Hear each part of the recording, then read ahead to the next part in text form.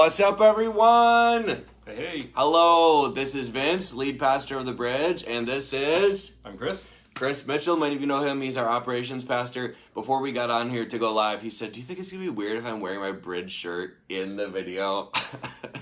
Not intentional. Right. He did not plan it, but he was like, I wear them so many Sundays, and people maybe think, maybe I just wear it on Sundays. It's not true. He wears it all during the week. I see him in it all the time. That's right. Always repping. I love it. I love it. All right, so some of you are watching this on Facebook Live right now. We are also going to send out this video on an email to everybody. We got some stuff to talk about. We have at the Bridge what they call in the Christian world a hallelujah problem, right? It's a good problem to have, but it is still a real problem. Chris, what is our hallelujah problem? We are at max capacity in some of our services. We are out of space. Yes. Out of seats. Yeah. Obviously, not every seat is filled, right? Sure. So good things are happening. Yes. People are coming, and people are starting to come back more and more. And we have limited capacity with trying to socially distance. And so we are working on solutions to make everyone spaced and comfortable and fit in. Yes. Some of you are going to hear that and go, oh, I'll just stay home then. If they're running out of space, I'll just stay home. And we want to say, no.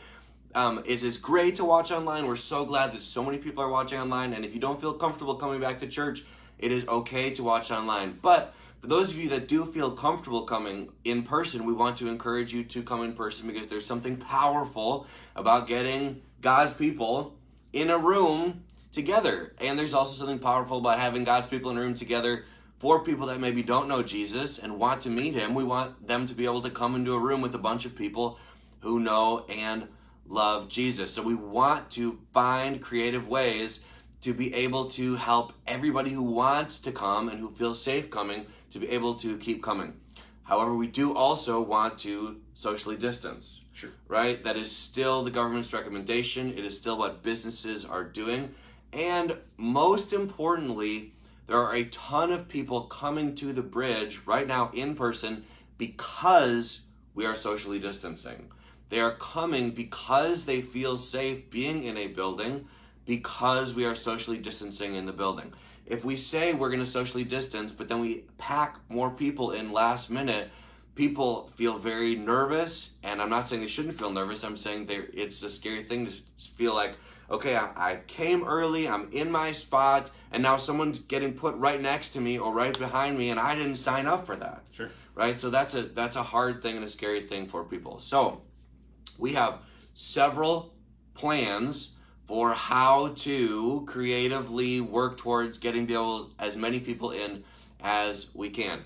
The first thing we're doing, and we're starting that more intentionally this Sunday, is strategic seating.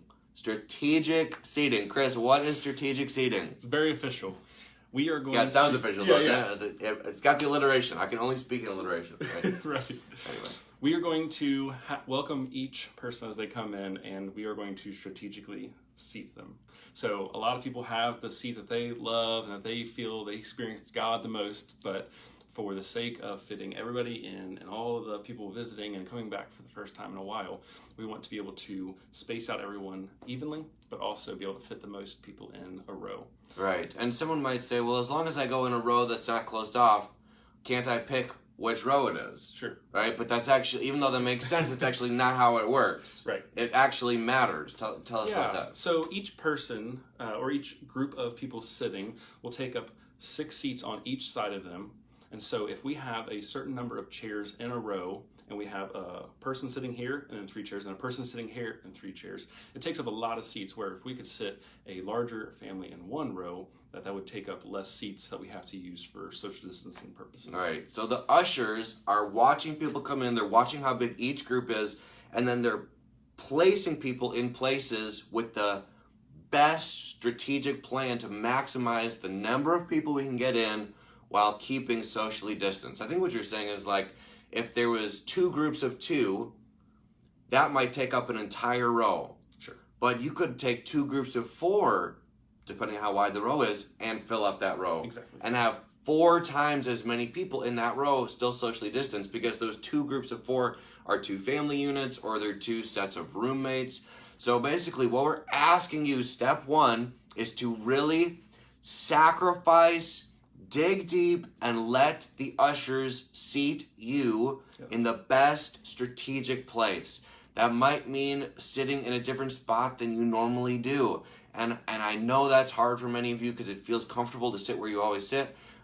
But to be able to keep up with the number of people who are coming to church for the first time or coming back to church for the first time, we want to maximize the space that we can. So please, please, please let the ushers seat you. They're not doing it to be controlling. They're not doing it because they don't care where you want to sit. They're doing it because we are running out of space. Last week we ran out of space, and there were certain parts of the auditorium that were not socially distanced because we had to stick people in. So, anything else you would add, Chris? Anything I'm not thinking of? So for those who are like, I'd love being up front, then we really encourage you to get here early because we're going to start at the front and we're going to work our way backwards. And for you who are like, I want to get in the back in the dark and I don't want anyone to see me, come later because that's where you're going to end up. Yes. All right, I think that's it. Thank you so much for watching this video. If you have questions and you're watching on Facebook, leave a comment underneath. I will look at all those comments and I'll respond to all those comments.